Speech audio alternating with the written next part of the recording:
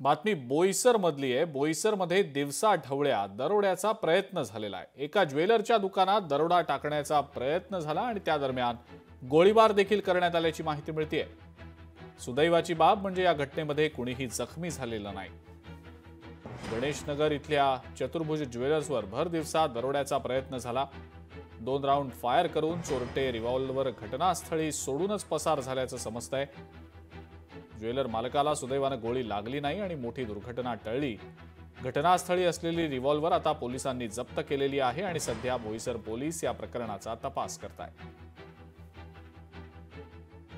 गणेशनगर या भागामध्ये चतुर्भुज ज्वेलर्स येथे आज 11:30 आसपास 2 अज्ञात आरोपितांनी 2 व्हीलरवर येऊन ज्वेलरी शॉपमध्ये एंट्री करून फायर आर्म सोबत म्हणजे बंदूक एक अग्निशस्त्राच्या द्वारे त्यांनी फायरिंग करून त्यातील काही इमिटेशन ज्वेलरी ही म्हणजे रॉबरी करून घेऊन गेल्याची घटना समोर आली आणि आरोपी पळून जात असताना त्यांची बंदूकही आपल्याला घटनास्थळी मिळून आलेली आहे आणि आता फॉरेन्सिक टीम पण रवाना झालेली आहे, फिंगरप्रिंट पण स्पॉटवर आलेली आहे।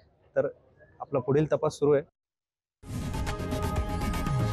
लोकशाही मराठी ऐका, पहा, जागरूक रहा।